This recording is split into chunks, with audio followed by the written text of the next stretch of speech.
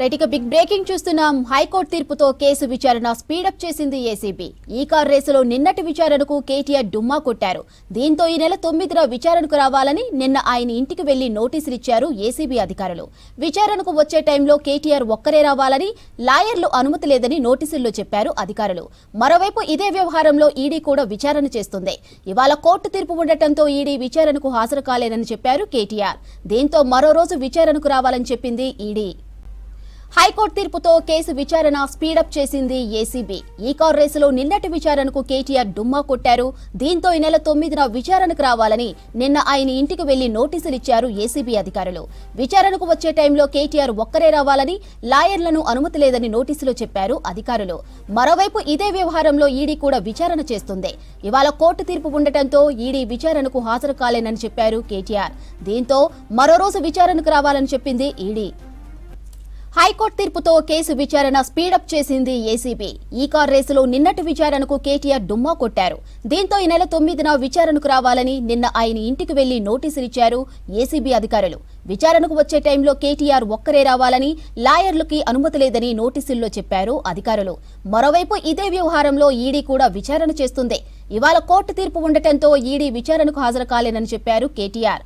దీంతో మరో రోజు విచారణకు రావాలని చెప్పింది ఈడీ.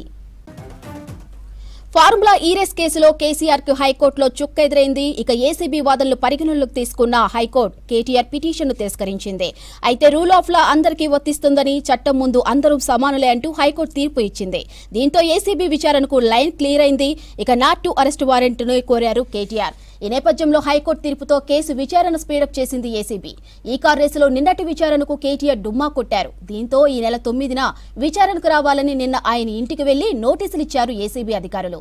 విచారణకు వచ్చే టైంలో కేటీఆర్ ఒక్కరే రావాలని, లాయర్లకి అనుమతి లేదని నోటీసుల్లో చెప్పారు అధికారులు. మరోవైపు ఇదే వ్యవహారంలో ఈడీ కూడా విచారణ చేస్తుంది. ఇవాళ కోర్టు తీర్పు ఉండటంతో ఈడీ విచారణకు హాజరు కాలేనని చెప్పారు కేటీఆర్. దీంతో మరో రోజు విచారణకు రావాలని చెప్పింది ఈడీ. హైకోర్టు తీర్పుతో కేసు విచారణ స్పీడప్ చేసింది ఏసీబీ. ఈ కార్ రేసులో నిన్నటి విచారణకు కేటీఆర్ డుమ్మా కొట్టారు. దీంతో ఈ నెల 9న విచారణకు రావాలని నిన్న ఆయన ఇంటికి వెళ్లి నోటీసులు ఇచ్చారు ఏసీబీ అధికారులు. విచారణకు వచ్చే టైంలో కేటీఆర్ ఒక్కరే రావాలని, లాయర్లకు అనుమతి లేదని నోటీసులో చెప్పారు అధికారులు. మరోవైపు ఇదే వ్యవహారంలో ఈడీ కూడా విచారణ చేస్తుంది. ఇవాళ కోర్టు తీర్పు ఉండటంతో ఈడీ విచారణకు హాజరు కాలేనని చెప్పారు కేటీఆర్. దీంతో మరో రోజు విచారణకు రావాలని చెప్పింది ఈడీ. దీనికి సంబంధించి మరిన్ని అప్డేట్స్ ధనరాజ్ అందిస్తారు. ధనరాజ్, ఏసీబీ నెక్స్ట్ ఏం చేయబోతుంది? మాధురి, ఈ ఫార్ములా రేస్ కేసు వ్యవహారంలో కేటీఆర్ వేసినటువంటి క్వాష్ పిటిషన్ను హైకోర్టు డిస్మిస్ చేయడంతో ఏసీబీకి దర్యాప్తుకు లైన్ క్లియర్ అయింది.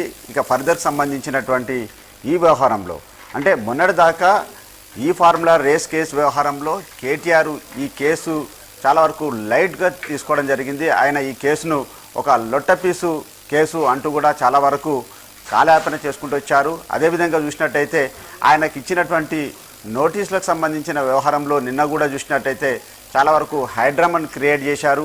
ఆయన విచారణకు వచ్చేటువంటి క్రమంలో కూడా ఆయన వెంట లీగల్ టీంను పెట్టుకొని వచ్చి ఆ తర్వాత ఒక 40 నిమిషాల పాటు చాలా వరకు జాప్యం చేస్తూ విచారణకు ఆయన హాజరు కాకుండానే వెనుదిరిగిపోవడం, ఆ తర్వాత హైకోర్టు ఇచ్చే తీర్పు తర్వాత తాను విచారణకు సహకరిస్తానంటూ ఓవైపున ఈడీకి కూడా చెప్పడం, మెయిల్ కూడా చేయడం జరిగింది. ఇక హైకోర్టు మాత్రం ఆయన క్వాష్ పిటిషన్ డిస్మిస్ చేయడంతో ఇక ఏసీబీకి సంబంధించినటువంటి తదుపరికి సంబంధించినటువంటి యాక్షన్ ప్లాన్ ఉండబోతుంది. ఇప్పటి వరకు చూసినట్టయితే ఓవైపున ఇంట్రీమ్కి సంబంధించినటువంటి వ్యవహారంలో ఆయన పైన అంటే నాట్ టు అరెస్ట్ అనేది ఉంది. మరోవైపున చూసినట్టయితే ఏసీపీ దర్యాప్తు చేసుకోవచ్చనే అంశాన్ని మాత్రమే పేర్కోవడంతో పలుసార్లు కూడా కేటీఆర్కు ఇప్పటికే ఆయన విచారణకు సంబంధించిన వ్యవహారంలో కూడా చాలా వరకు ఆచితూచిగా వ్యవహరించినటువంటి ఏసీబీ ఇప్పుడు దూకుడు పెంచే అవకాశం ఉంది. ఎందుకంటే ఈ కేసుకు సంబంధించిన వ్యవహారంలో ఐఏఎస్ అధికారి అయినటువంటి దానకిషోర్ ఇచ్చినటువంటి స్టేట్మెంటు, అదేవిధంగా ఎంఏయూడీలో సేకరించినటువంటి పలు ఫైళ్లకు సంబంధించినటువంటి వ్యవహారాలను అన్నిటిపైన కూడా ఏసీబీ ఇప్పటికే పలు ఆధారాలన్నింటిని కూడా రాపట్టగలిగింది.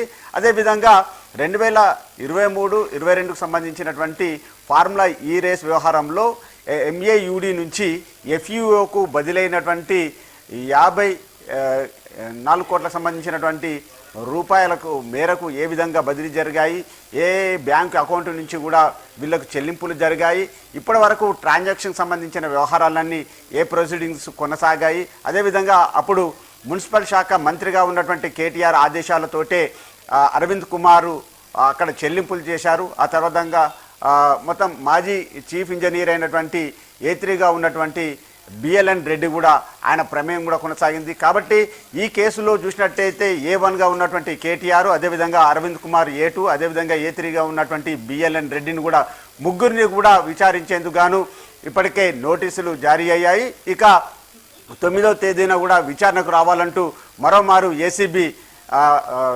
కేటీఆర్కు నోటీసులు కూడా జారీ చేసింది. కాబట్టి ఇక నోటీసులు ఇవ్వడంతో పాటుగాను ఇప్పటికే పలు ఆధారాలను సేకరించేందుకు గాను గ్రీన్ కోక్ సంబంధించినటువంటి కంపెనీ ఇందులో ఇన్వాల్వ్మెంట్ అయింది. కాబట్టి ఆ గ్రీన్ కోక్ కంపెనీకి సంబంధించిన ఆఫీసులో కూడా సోదాలు చేసేందుకు ఓవైపున ఏసీబీ సిద్ధమైంది.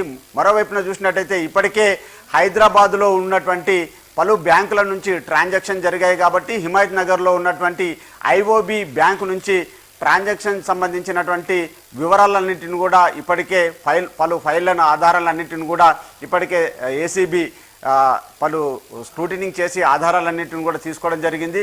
ఇక రాష్ట్రంలో చూసినట్టయితే కూడా ఏ బ్యాంకు నుంచి ఏ విధంగా చెల్లింపులు జరిగాయి, అదేవిధంగా కేటీఆర్ ఆదేశాలు ఇచ్చినటువంటి మేరకు ఏ అధికార యంత్రాంగం ఎవరెవరు ప్రొసీడింగ్స్ చేశారు, అదేవిధంగా అరవింద్ కుమార్ ఇచ్చినటువంటి ఎవరికి తన కింద ఉన్నటువంటి సిబ్బందికి ఎలాంటి ఆదేశాలు ఇవ్వడం జరిగింది, అదేవిధంగా ఆ శాఖలకు సంబంధించి హెచ్ఎండిఏలో శాఖలో ఎవరెవరు ప్రమేయం ఎంత ఉందనే వ్యవహారాలపైననే ఏసీబీ దర్యాప్తు కొనసాగనుంది. ఈ క్రమంలోనే చూసినట్టయితే మనం 2022లోను అదేవిధంగా 23లో 2 ఫేజ్లలో ఈ ఫార్ములా రేస్ వ్యవహారంలో జరిగినటువంటి అవకతవకలకు సంబంధించినటువంటి విషయంలో కూడా ఏసీబీ ఇప్పటికే కొంతవరకు చూసినట్టయితే పలు ఆధారాలను సేకరించినప్పటికీ ఇంకా దూకుడు పెంచి ఇంకా పలు కార్యాలయాలలో ఇక ఏసీబీ సోదాలు కొనసాగించే అవకాశం ఉంది. అదేవిధంగా కేటీఆర్ను ఓ వైపున అరెస్టు చేయొద్దనే ఇంటరీం సంబంధించినటువంటి ఆర్డర్ ఉన్నప్పటికీ ఇప్పుడు ఓ వైపున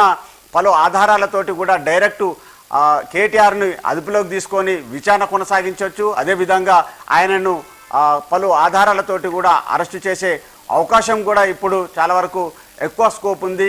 ఇక ఓ వైపున చూసినట్టయితే ఇప్పటికే ఈ కేసులో అరవింద్ కుమారు ఓ వైపున చూసినట్టయితే గతంలో కేటీఆర్ ఆదేశాల మేరకు మాత్రమే తాము ఎఫ్యూఓకు డబ్బులు చెల్లించామని తమ ప్రమేయం లేదంటూ ఓవైపు అరవింద్ కుమార్ చెప్పాడు.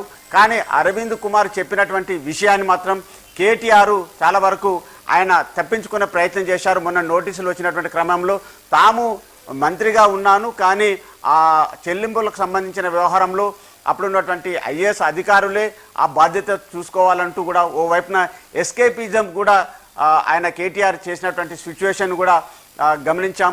ఇలాంటి పరిస్థితుల నడమలలో మొత్తం అప్పుడు ఉన్నటువంటి ప్రొసీడింగ్స్ ఏ విధంగా కొనసాగాయి, క్యాబినెట్ మినిస్టర్ హోదాలో ఉండి రాష్ట్ర ప్రభుత్వానికి ఖజానాకు చాలా వరకు నష్టం చేకూరేలాగా వ్యవహరించిన సిచ్యువేషన్లో కేటీఆర్ పైన కూడా ఇప్పటికే 409 సంబంధించినటువంటి సెక్షన్ నమోదైంది. అదేవిధంగా 120B కుట్రపూరితమైనటువంటి నేరము, అదేవిధంగా అవినీతి నిరోధకు సంబంధించిన చట్ట ప్రకారం చూసినట్టయితే 13(1), 13(2) సబ్ క్లాస్ ప్రకారం కూడా ఇప్పటికే 4 నాన్ బెయిలబుల్కి సంబంధించినటువంటి సెక్షన్లు నమోదయ్యాయి. కాబట్టి ఆ సెక్షన్ల ఆధారంగా కూడా కేటీఆర్ను ప్రశ్నించే అవకాశం ఉంది.